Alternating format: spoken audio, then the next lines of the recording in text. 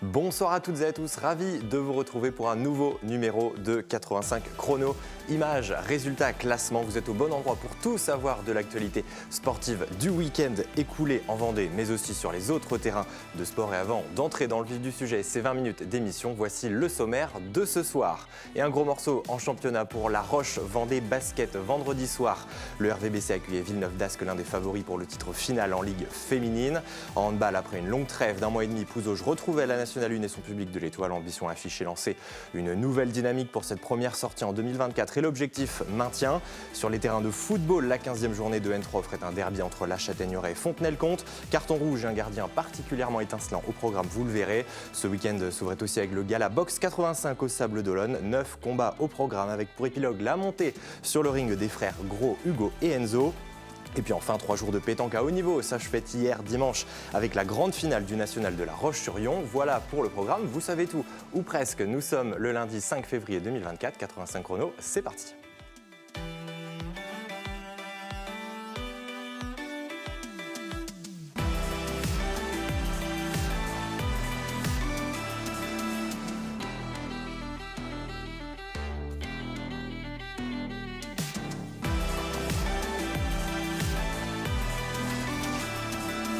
Je vous le disais en prologue, La Roche-Vendée Basket avait fort à faire pour cette 15e journée de Ligue féminine. Vendredi soir, aux Oudéries, les Lyonnaises affrontaient le co-leader du championnat, les nordistes de Villeneuve-d'Ascq. Après une embellie le week-end dernier, un succès à Landerneau, la mission s'annonçait bien plus délicate.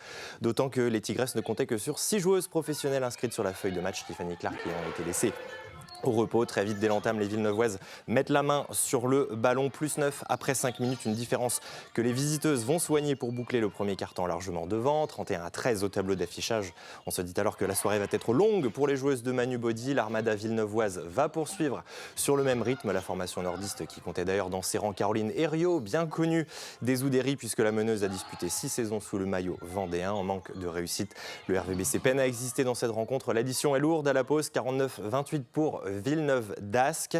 En deuxième période, le RVBC va tout de même tenter de réagir. Adams, Suarez et Koné inscrivent respectivement 17, 18 et 19 points pour limiter la casse. 68-47 à l'issue du troisième quart-temps. La physionomie de la rencontre ne changera pas au cours du dernier quart-temps. Villeneuve-d'Ascq poursuit sa marche en avant et s'impose assez largement 91-66. Une défaite qui ne change rien, vous allez le voir au classement pour La Roche-Vendée Basket. Les Lyonnaises se maintiennent en 10e position à 7 journées de la fin de la saison régulière. Une place toujours synonyme de play-down à 3 longueurs de Tarbes. Première équipe en dehors de la zone rouge et puis changement aussi en tête de ce classement avec Villeneuve-d'Ascq désormais seul leader. Le prochain rendez-vous pour La Roche, ce sera dans 2 semaines sur le parquet du promu Charnay. En basket, toujours, ce week-end avait lieu la 23e journée de National 1 masculine à domicile vendredi soir. Peut-être l'avez-vous suivi en direct sur TV Vendée. Le Vendée Chalon Basket s'est incliné face à Tours, 75-66. Le VCB perd 2 places et se retrouve en 10e position. Classement très homogène puisque 6 équipes se tiennent en 1 point. Et puis de son côté, les Sables Vendée Basket se déplaçaient chez le leader Quimper. Défaite 68-58 en terre bretonne pour les joueurs de Denis Mété qui rétrograde d'une place en 13e et avant-dernière position.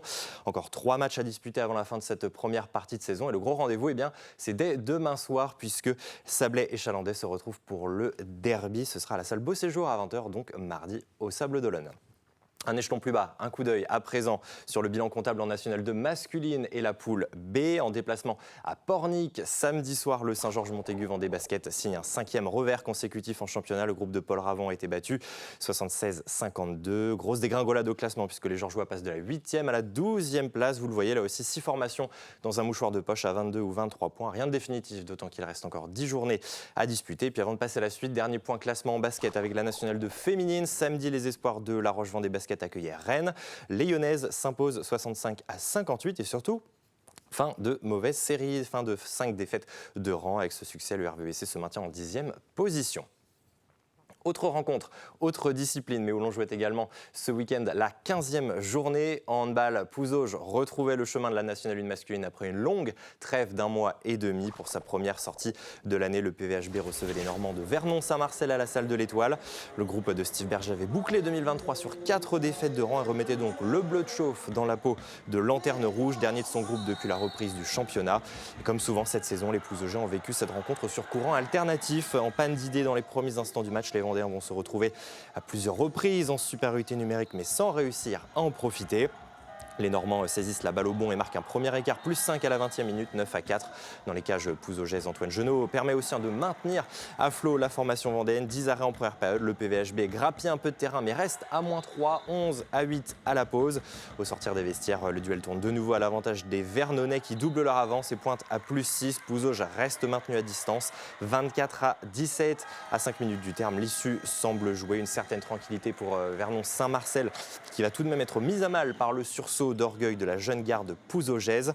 Une réaction trop par réaction en fin de cette partie qui ne suffira pas pour faire basculer ce match du bon côté. Pouzauges est revenu à -2 mais s'incline 25-23, 5e revers consécutif pour les hommes de Steve Berger, mais tout n'est pas à jeter, loin de là. Au micro de Daniel Lelanne, on écoute justement le coach pouzaugeais suivi de son homologue pour Vernon-Saint-Marcel. On a retrouvé des vertus défensives ce soir, premièrement, et deuxièmement, on s'est battu et on n'a rien lâché du début à la fin. Alors c'est vrai que c'est frustrant parce qu'on a même eu des ballons pour prétendre revenir encore un peu plus près et plus tôt dans le match. Maintenant, Vernon a quand même une grosse équipe et avec des joueurs expérimentés qui ont joué au-dessus face à nos jeunes. L'expérience a aussi parlé ce soir, mais encore une fois, malgré la défaite, on peut sortir la tête haute de ce match et être fier de ce qu'on a fait. Et j'espère que surtout ça augure de prochains matchs. Et avec ce contenu-là, je pense qu'on peut prétendre aller chercher des victoires. Ça a été un match de défense surtout et de gardien de but. 25-23, on ne voit pas ça tous les samedis. Je crois que Pouzauges a eu le mérite de jamais trop décoller, même s'il y a eu 6 ou 7 buts d'avance pour nous à un moment donné. Mais c'est une équipe qui joue avec son cœur, qui malheureusement cette année a peut-être pas les moyens d'exister complètement dans cette division, mais c'est une équipe qui joue avec ses moyens, qui se bat. Et surtout à domicile avec un public qui est assez chaud, ça leur donne des ailes. Et nous, on a réussi à prendre les devants, même si il n'y avait que quelques buts d'avance, et je dirais conserver ce score en notre faveur jusqu'au bout du match. Les Pouzaugeais entament donc 2024 avec une nouvelle défaite, la 5e de rang, un résultat qui maintient toujours le PVHB, vous le voyez, en position de lanterne rouge dans cette poule 2 de National 1 après 15 rencontres disputées. Le prochain déplacement face à Gien ce week-end sera très probablement décisif dans l'optique du maintien. Je vous propose à présent d'ouvrir une page football et avant les images, un point sur les résultats en National 2. En ouverture de la 15e journée, vendredi soir, les Herbiers n'ont pas pu faire mieux qu'un match nul, un partout sur la pelouse d'Angoulême. Un 3e nul consécutif suffisant pour maintenir le VHF seul en tête du groupe. Samedi, la Roche-VF rapporte également le point du nul de son déplacement à Saint-Privé-Saint-Hilaire 0-0. L'équipe de Frédéric Reculot se stabilise sur la 3e marche du podium. Un étage plus bas et comme très régulièrement, cette nouvelle journée de National 3 offrait un nouveau derby vendéen. Samedi après-midi, le stade Claude Bétard se faisait l'hôte de la rencontre entre la Châtaigneraie et le Vendée Fontenay Foot. Au match aller en septembre, Fontenay s'était imposé avec autorité 5-2. Mais premier couac ici dans ce début de rencontre pour les hommes de Charles Devineau. La 17e minute, Mathis Cheminot laisse traîner le pied sur la cheville de Kéo Balio. Carton jaune, puis l'arbitre se ravise et va sortir le rouge après quelques minutes. La Châtaigneraie va donc jouer à 10 contre 11. Malgré cela, la SC va tenter de se montrer, mais la défense fontenaisienne veille au grain sur ce qui sera l'une des rares actions du match pour les hommes en bleu. Forcément, en supériorité numérique, le VFF en blanc va se mettre en évidence.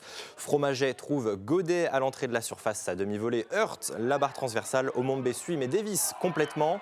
Dans les cages, Florent Petit va de nouveau être décisif. Une fois d'abord sur ce coup franc rasant de Belbachir, puis 2 fois sur cette tentative de Fromaget qui avait bien suivi. 0-0 à la pause. Au retour des vestiaires, les joueurs d'Aurélien Joubert repartent de l'avant à l'entrée de la surface. Omombe ne trouve pas le cadre. Sur le côté droit ensuite, Milimono s'emmène le ballon et centre pour la tête du numéro 9 fontenaisien. Mais Omombe ne cadre toujours pas. De nouveau sur le côté droit, ce centre de Nathan Fromaget parvient jusqu'à Thomas Romero, mais Petit se détend superbement. Fontenay pousse, ce centre de Dupas file jusqu'à trouver Romero, mais une nouvelle fois l'inévitable portier châtaigneuraisien Florian Petit reste infranchissable. Sevré d'action sur cette deuxième période, les joueurs de Charles Devineau tiennent le coup face aux assauts adverses et préservent le point du nul, 0-0. Un point de gagné pour les uns, peut-être 2 de perdus pour les autres. Les 2 entraîneurs Charles Devineau puis Aurélien Joubert étaient au micro d'Ambroise Robet à l'issue de cette rencontre. On s'est compliqué la tâche en prenant un carton rouge rapidement dans le match. Après, ce qu'il faut retenir, c'est le point obtenu à 10 contre 11. On a mis des valeurs qui sont les nôtres, mais cette fois-ci, elles nous ont porté jusqu'au bout avec réussite, du courage, de l'abnégation, de la solidarité et de la réussite. Et un grand gardien qui nous a sauvés à plusieurs reprises. On a été globalement cohérents sur ce qu'on a fait sans le ballon, même si cette équipe de Fontenay a plutôt bien joué les coups et nous a mis quelques fois à défaut. On a bien bossé à 10 contre 11, ça va nous permettre d'envisager la suite avec du positif, une base solide de travail et puis accentuer, même renforcer un peu ce qu'on doit faire dans l'utilisation du ballon. C'est vrai que c'est un scénario sur lequel on n'avait pas travaillé lors des 15 derniers jours. Les gars se sont très vite adaptés et bien, donc c'est positif. Et ces 2 points de perdus, oui, forcément, au vu du scénario et puis du nombre d'occasions non concrétisées. Voilà, donc il y a de la déception, forcément, un petit peu de frustration aussi parce que on n'a pas été au bout des choses pour pouvoir être plus efficace dans la dernière zone. Voilà, donc c'est une déception ce soir. Et il ne faut pas oublier que le gardien a été relativement héroïque sur pas mal de situations. Donc il a fait un gros match. On va essayer de gagner des points pour continuer notre marche en avant, puisqu'on est sur une série quand même de 4 victoires et 2 nuls. Donc d'obtenir un point à la Châtaigneraie sur ce derby sud-vendéen, c'est ma foi pas si mal que ça. Un match nul qui ne change pas les positions des 2 clubs au classement de ce groupe D de National 3. Fontenay enchaîne un 6e match sans défaite, se maintient en 6e position. La Châtaigneraie met fin à une série de 3 défaites et reste 11e, premier non relégable. Autre résultat identique, 0-0 samedi soir entre le Poiré-sur-Vie et Saint-Philbert. Les Genoux laissent leur première place à la réserve du FC Nantes. Un partout dans la rencontre entre Chaland et Sablé-sur-Sarthe. Les Chalandais restent 9e avec toujours un match en moins. Enfin, la bonne surprise du week-end est venue des Sables FCOC après 4 défaites de suite et autant de rencontres sans marquer. Les Sablés s'imposent 1-0 à domicile face à Choré et ne sont plus derniers, vous le voyez. Ultime résultat football de ce 85 Ronan D3 féminine. Samedi, la Roche-ESO affrontait la Croix-Blanche d'Angers pour la 11e journée. Victoire 4-1 des Ornésiennes. Les joueuses d'Anthony Gauvin s'invitent sur le podium en 3e position. Je vous propose à présent de jeter un œil sur le classement de la N1 Elite en rink hockey en déplacement dans le Rhône. Samedi soir, l'équipe de la Vendéenne a étrillé celle de Lyon, 7-2. La belle série d'invincibilité des Lyonnais se poursuit avec 11 matchs sans défaite. Les hommes de Marc Salicru continuent de talonner le champion de France en titre Saint-Omer. En Vendée, à présent, on jouait aussi samedi soir en hockey sur glace à la patinoire Arago de La Roche-sur-Yon pour la 16e journée de D2. Le Hogli a fait le travail, victoire 3-1 face à la réserve des Dragons de Rouen. Le Hogli conforte donc sa place de dauphin. Et puis 2 derniers points classement qui nous emmènent à présent en volleyball. Tout d'abord en National 3 masculine. Hier, dimanche après-midi, Montaigu-Vendée-Bouferré était en déplacement à Talence. Défaite 3-7-1. Mais Montaigu-Vendée-Bouferré se maintient en position de premier non relégable. Et puis enfin en National 3 féminine, belle performance pour le MVBVB, puisque les joueuses du Gommoussion s'imposent 3-7-1 face au cercle Paul Bert Rennes. 4e succès de la saison. Les Vendéennes se rapprochent à 1 point de leurs adversaires du jour. 12 points après 13 journées. Les Boufférennes sont 11e et avant-dernière. Je vous propose désormais de prendre la direction des Sables d'Olonne pour ce qui était l'un des rendez-vous très attendus de ce week-end vendéen. Vendredi soir, le club Box 85 organisait son gala salle Pierre de Coubertin, une salle à guichet fermé. 700 spectateurs pour les 9 combats organisés. Sur le ring, les boxeurs sablés ont été reçus 7 sur 7, 7 combats, 7 victoires. Parmi les grands moments de la soirée, les 2 combats des frères Gros. Le premier ici à être monté sur le ring, c'est Hugo Gros à 22 ans. Le cadet de la fratrie était opposé à Noah Perrin. Combat amateur ici sur le format olympique, 3 rounds de 3 minutes, auteur d'un très solide premier round. Hugo Gros, champion de France en titre des moins de 67 kg, a fait respecter la hiérarchie et s'impose.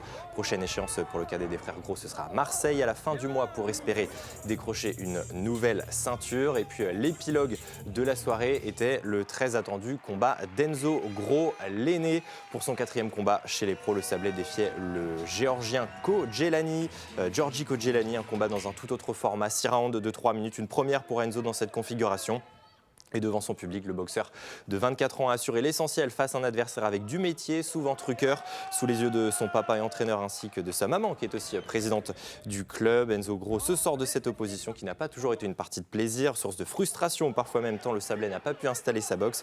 Enzo Gros est donc vainqueur à l'issue des 6 rounds et signe sa 3e victoire chez les professionnels. Seul bémol à noter après un uppercut sur le dernier round, la mâchoire du Sablé a de nouveau été fragilisée après un scanner ce week-end. Les nouvelles nouvelles sont plutôt rassurantes. Son prochain combat, en revanche, qui devait avoir lieu le 2 mars, devrait vraisemblablement être reporté. 2 réactions, celle de Hugo puis de Nicolas Gros, réaction recueillie par Ambroise Robet.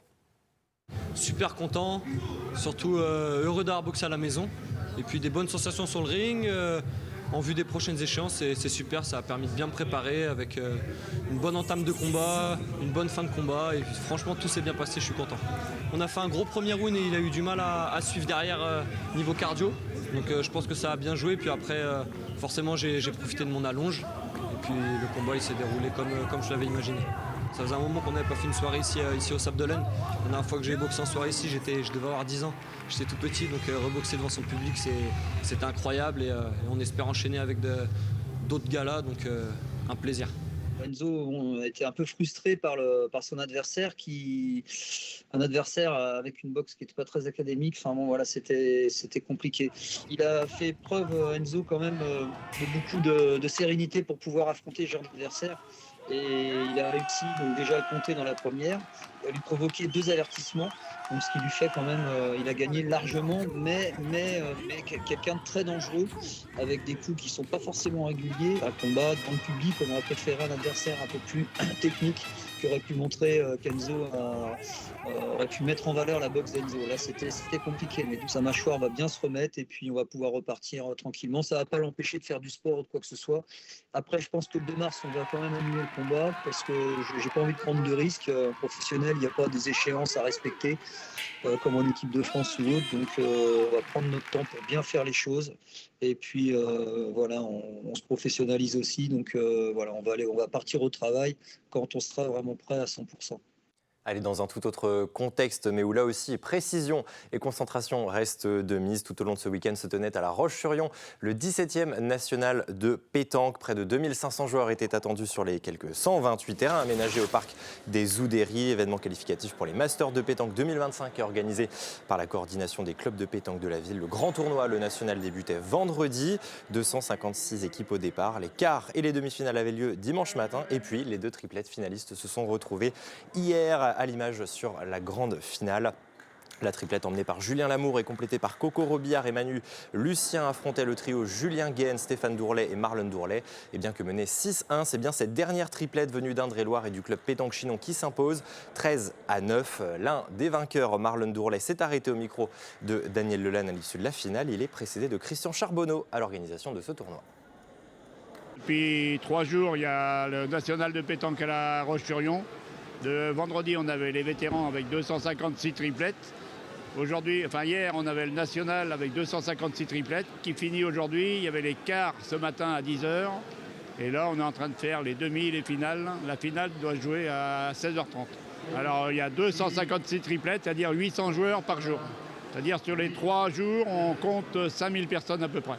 C'est la 17e édition. On a commencé en 2006 et on arrive à la 17e.